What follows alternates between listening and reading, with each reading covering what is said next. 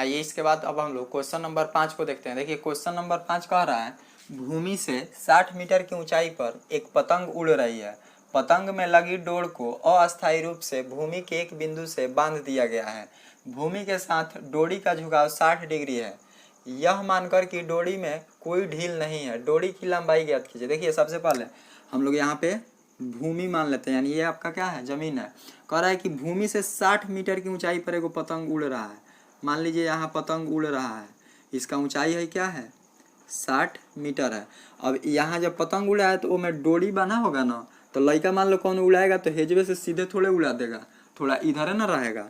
तो यहाँ पे मान लीजिए कि यहाँ पे कौन लड़का खड़ा होके अब पतंगवा को उड़ा रहा है। तो पतंगवा को जब उड़ाएगा तो एकदम इसका डोरी जो है क्या होगा, तिरछा जाता है ना, तो तिरछा जाएगा। यानी देखिए है डोरी इसका जा रहा है, तो इस तरह जो है इसका डोरी यहाँ तक जो है पहुँच गया है। यानी ये आपका क्या है, ये जो है पतंग है, पतंग उड़ रहा है। यहाँ पे लड़का यहाँ खड़ा है। ये जो ऊंचाई दिया है कितना दिया है, 60 है, यानी 60 मीटर है।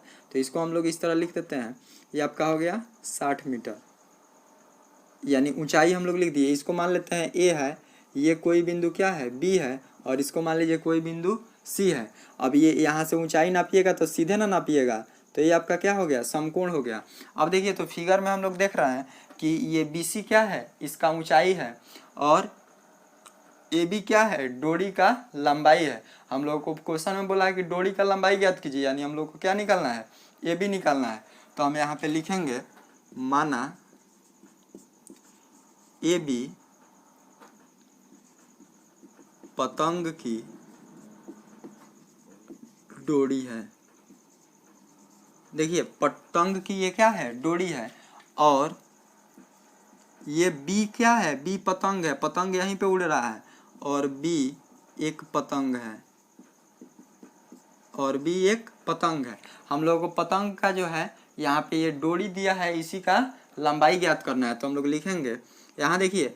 अब इसके बाद इस क्वेश्चन में बोला है कि डोरी के साथ इसका झुकाव कितना डिग्री का है, 60 डिग्री का है। तो डोरी के साथ यहाँ पे कितना डिग्री पर झुका दिया हम लोग, 60 डिग्री पर। अब ये देखिए कोई कोई बच्चा सब होता है कि कहता है कि हम जो पढ़े हैं उसमें ए यहाँ पर था ऊपर, तो ये ध्यान रखिएगा। आप इसमें कहीं भी ये हम ए बी सी माने हैं, तो आप हो सकता है कि आपके सर बताए होंगे तो पी क्यू आर करके बताए होंगे, तो पी क्यू आर करके अभी अगर आप इसको पढ़े हैं तब भी सही है, या ए बी सी करके पढ़े हैं तब भी सही। यानी यहाँ पे आप कुछ भी इसको मान सकते हैं, आपके ऊपर डिपेंड है कि आप इसको क्या मानिएगा, ठीक है। तो यहाँ पे हम लोग ए बी सी करके माने हैं, कोई दिक्कत नहीं है, आप पी क्यू आर मानकर भी बनाइए, लेकिन प्रोसेस सेम रहेगा, केवल ये नाम चेंज हो जाएगा, बस उतना ही चेंज होता है। तो देखिए इसमें हम लोग पढ़े हैं कि एक जो दिया रहता है मान उसको लिखते हैं, और एक जो निकालना होता है उसको लिखा जाता है। तो देखिए यहाँ पे हम लिखेंगे समकोण त्रिभुज। देखिए समकोण त्रिभुज ए बी सी में, देखिए समकोण त्रिभुज ए बी सी में, तो एक जो दिया रहता है उसको लिखते हैं, और एक जो निकालना होता है उसको लिखा जाता है। तो देखिए तो कौन दिया है, बी सी दिया है, यानी बी सी।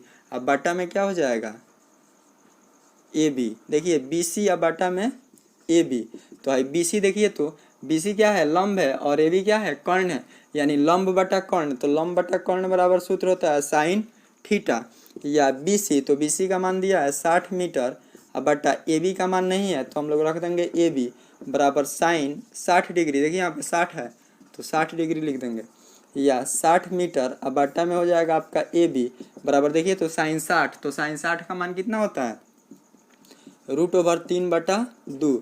यानी इसमें हम लोग तिरछा तिरछा गुना कर देंगे तो हो जाएगा ए बी गुने √3 अब बराबर 60 में 2 से गुना कीजिएगा तो 120 मीटर, या ए बी बराबर ये आपका हो गया 120 मीटर।